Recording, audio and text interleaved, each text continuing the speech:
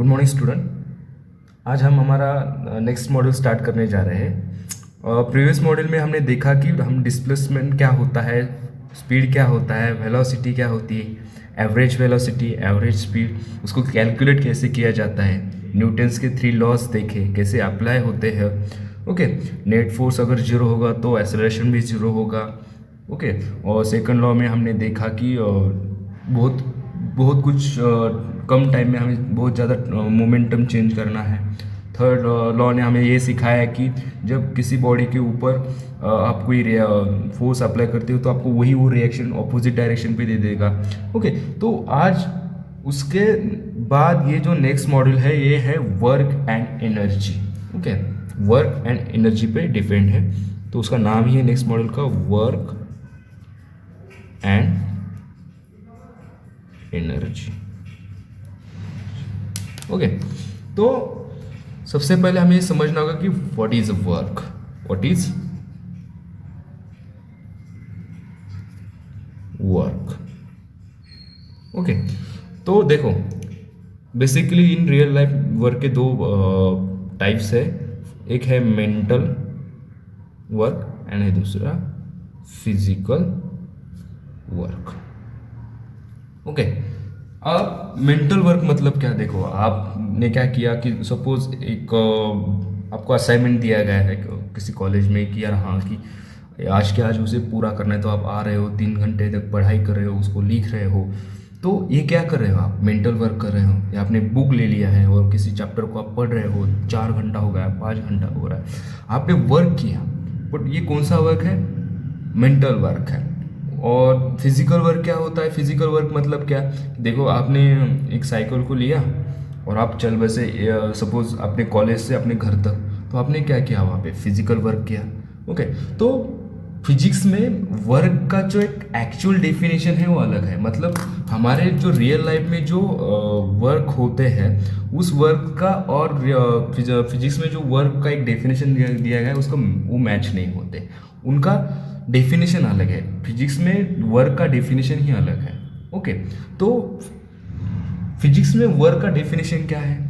Okay, तो उसको हम पहले समझ लेते कि वो डेफिनेशन क्या है, उसके बाद हम एक एग्जांपल के जरिए उसे समझेंगे कि what is work and what is work done. Okay, तो when a force act on an object and the object moves। Okay, मतलब किसी ऑब्जेक्ट पे फोर्स अप्लाई होगा और वो अप्लाई होने के बाद वो ऑब्जेक्ट क्या करेगा, मूव करेगा। Okay okay, so we call it force has done work on it object। Okay, मतलब किसी भी बॉडी के ऊपर आप आकर फोर्स अप्लाई करोगे, किसी ऑब्जेक्ट के ऊपर आकर आप फोर्स अप्लाई करोगे और वो ऑब्जेक्ट मूव होगा, डिस्प्लेस होगा, तो उसे हम क्या कहेंगे कि उस फोर्स की वजह से वहाँ पे क्या हो गया, वर्क डन हो गया। ओके, वर्क डन हो गया। सपोज एक एग्जांपल ले लेते, एक बॉल है, ये किसी सरफेस पे पड़ी हुई है, अभी ये बॉल रेस्ट पे है अभी। ओके, और आप आते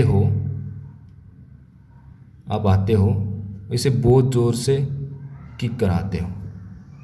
ओके, जैसे ही किक कराओगे तो आपका बॉल क्या करेगा, डिस्प्लेस करेगा, अपनी पोजीशन चेंज करेगा।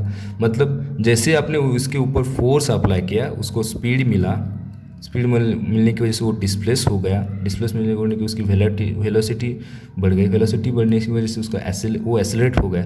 तो यहाँ पे क्या हो गया, बॉल के ऊपर आपने क्या किया, वर्क डन किया, कुछ ना कुछ तो वर्क किया। ओके, तो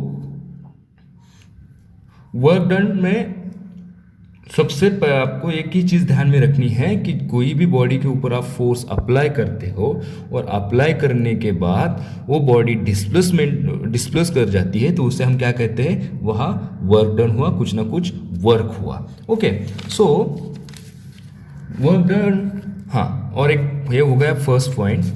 अब सेकंड पॉइंट को देख लेते हैं हम। एक सेकंड पॉइंट है वर्क डन का। Work done is a scalar quantity. Work done is a scalar quantity. Okay, अब इस स्केलर क्वांटिटी के, हाँ, हम तो ये जानते हैं कि फोर्स तो वेक्टर क्वांटिटी है। मतलब आपने तो कहा कि किसी भी ऑब्जेक्ट के ऊपर आप फोर्स लगाओगे तो उसी डायरेक्शन पे वो ऑब्जेक्ट मूव करेगा, तो वो तो वेक्टर क्वांटिटी होगी। तो वर्क डन ये स्केलर क्वांटिटी की है, कैसे है? ओके, तो देखो, आपके पास एक साइकिल है,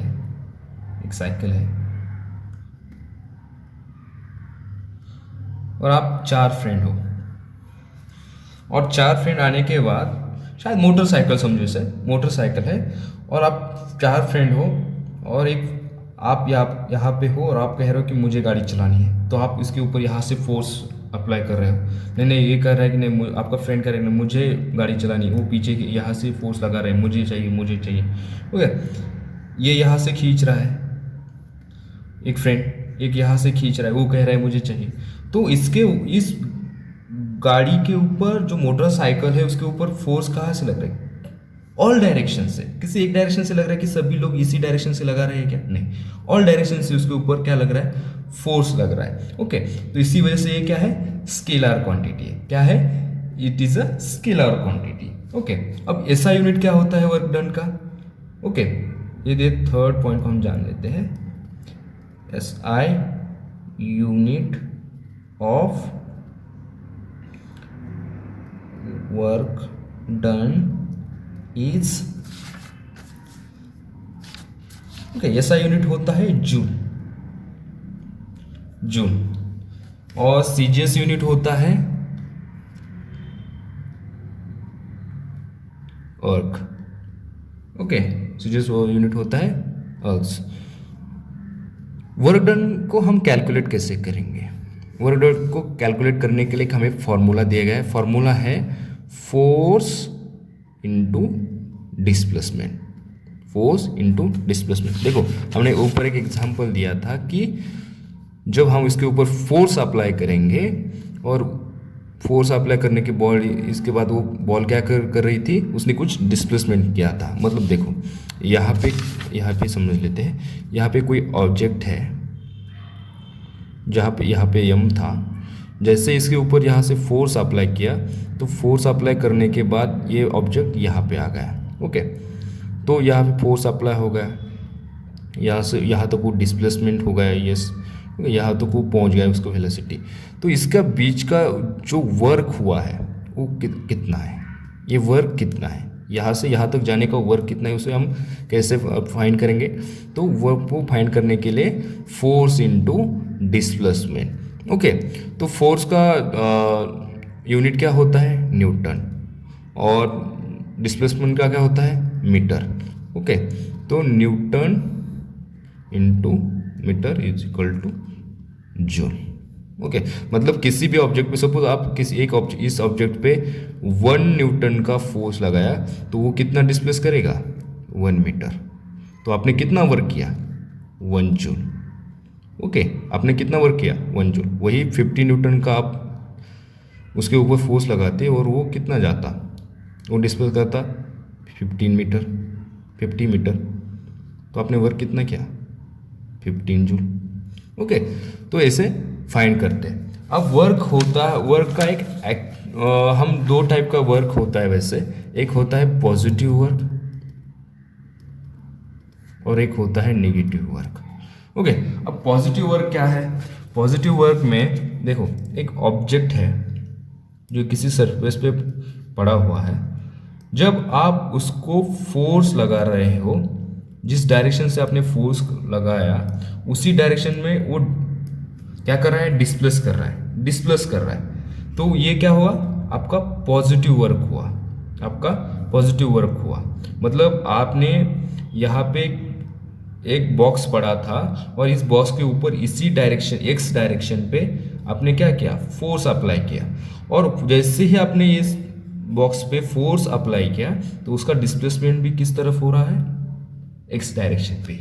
ओके, तो ये आपका वर्क कैसा है, पॉजिटिव वर्क। ये कौन सा वर्क है, पॉजिटिव वर्क। और नेगेटिव वर्क किसे कहते हैं, सपोज एक साइकिल है जहाँ वो यहाँ पे खड़ी है और अपने आप वो नीचे जा रही है, नीचे जा रही है, वो टेकड़ी से नीचे जा रही है, और आप यहाँ पे खड़े हो और वो अपने आप आगे जाने लगी, तो आपने क्या किया, उसे पीछे खींचा, तो उसका डिस्प्लेसमेंट तो आगे हो रहा है, आप उसे पीछे फोर्स लगा रहे हो रोकने के लिए, तो यहाँ पे क्या हो रहा है, निगेटिव वर्क हो रहा है। मतलब एक बॉक्स है, इस वो अपने आप यहाँ इस तरफ इस डायरेक्शन पे डिस्प्लेस कर रहा है और आप उसे पीछे की तरफ फोर्स लगा रहे हैं, पीछे की तरफ फोर्स लगा रहे हैं, पीछे खींच रहे हो, इस तरफ खींच रहे हो, डिस्प्लेसमेंट इस तरफ हो रहा है और आप फोर्स इस तरफ लगा रहे हो, तो यहाँ पे क्या हो रहा है, निगेटिव वर्क हो रहा है। यहाँ पे कौन सा वर्क हो रहा है, निगेटिव वर्क हो रहा है। ओके, तो ये हुआ पॉजिटिव वर्क और ये हुआ निगेटिव वर्क। अब देखो, कोई भी बॉडी पे ऊपर जब हम फोर्स अप्लाई करते हैं, कोई भी बॉडी पे हम फोर्स अप्लाई करते हैं, वो क्या करती है, मोशन में आती है। वो बॉडी क्या होती है, मोशन में आती है। मोशन में आने के बाद वो डिस्प्लेस करके एक पोजीशन से अलग पोजीशन पे जाती है। ओके, तो ये यहाँ से यहाँ तक जाने के लिए कुछ ना कुछ तो एनर्जी वहाँ पे क्रिएट होती है। तो वो एनर्जी कौन सी होती है, काइनेटिक एनर्जी। वो एनर्जी कौन सी होती है, काइनेटिक एनर्जी। और काइनेटिक एनर्जी को हम कैसे फाइंड करते हैं, 1/2 mv² से हम उसे कैलकुलेट करते हैं। ओके, तो हमें अभी देखना है work energy theorem, work energy theorem. Okay, work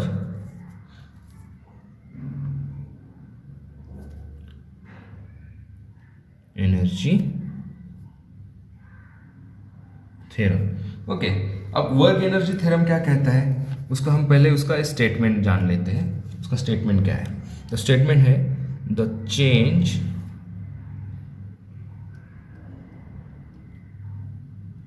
in kinetic energy of a particle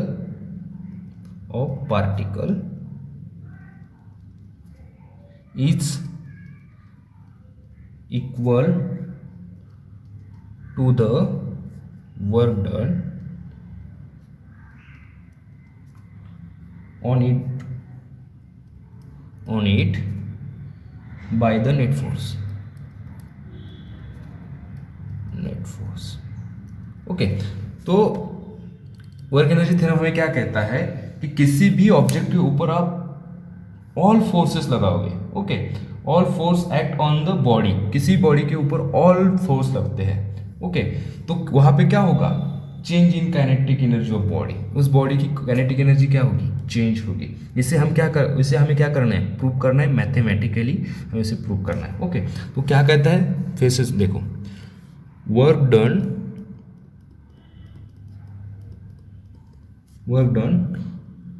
all the forces on a body,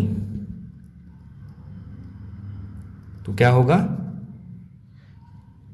change in kinetic energy of the body. Okay, तो सपोज देखो, एक बॉक्स है, अभी एक बॉक्स है जो यहां पे पड़ा है रेस्ट पे, इसकी इनिशियल पोजीशन है u। ओके, और उसके ऊपर फोर्स हमने लगाया तो आ गया वो फाइनल पोजीशन v तक। ओके, यम, अब इसके बीच क्या हुआ, कुछ ना कुछ डिस्प्लेसमेंट हुआ। ओके, तो यहाँ पे वर्क कितना हुआ ये हमें कैलकुलेट करना है कि यहाँ फोर्स लगाने के बाद यहाँ से यहाँ तक जाने के लिए फोर्स ने कितना लगाने के बाद कितना वर्क हुआ, उसे हमें कैलकुलेट करना है। ओके, तो फोर्स का हमने फॉर्मूला क्या बताया था, dw इज इक्वल टू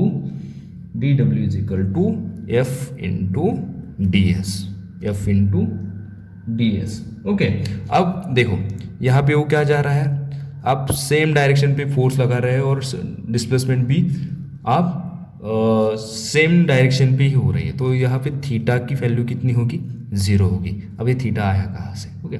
ये क्या है, डॉट प्रोडक्ट। डॉट प्रोडक्ट कैसे निकालते हैं आपको मालूम है ना, A dot B is equal to mod A mod B cos theta, okay. तो यहाँ पे कैसा आएगा वर्क डन का, D W is equal to dot product D S direction vector, तो F D S cos theta, okay, according to Newton's second law, according to Newton's second law, okay, तो न्यूटन का सेकंड लॉ क्या था, F is equal to M A mass into acceleration, okay. तो अब acceleration क्या होता है, उसको क्या हम इसे कैसे रीराइट कर सकते हैं, तो F is equal to M, acceleration क्या होता है, अपॉन डी टी, ये क्या है, ऐसे फोर्स कितना, ये एक्सेलरेशन, ओके। तो ये है एक्सेलरेशन, ओके। तो हम क्या करेंगे, हम इसे कहते हैं suppose equation first.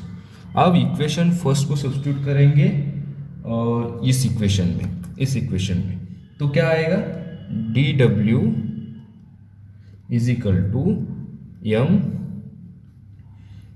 D V, force की वैल्यू हमें क्या मिली है, एफ की वैल्यू हमें सॉरी एम की वैल्यू हमें क्या मिली, D V upon D T into force की वैल्यू हमें मिली है M D V upon D T D into D S. हमने क्या किया, इसको एफ को जो हमें वैल्यू मिली है उसमें अंदर उसको सब्स्टिट्यूट किया है इक्वेशन के फर्स्ट के अंदर, okay.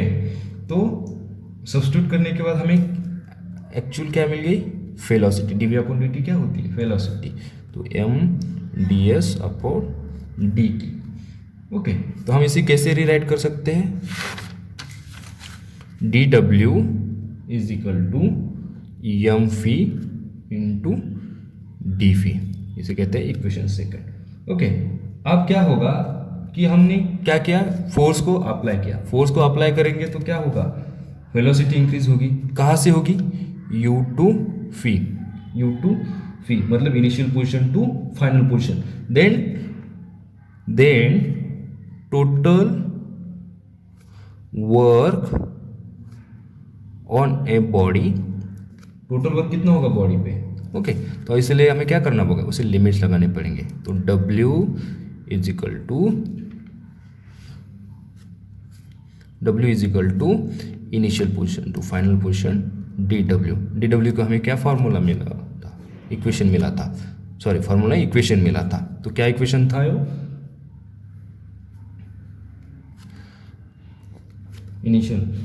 Initial position to final position M V into D phi, okay.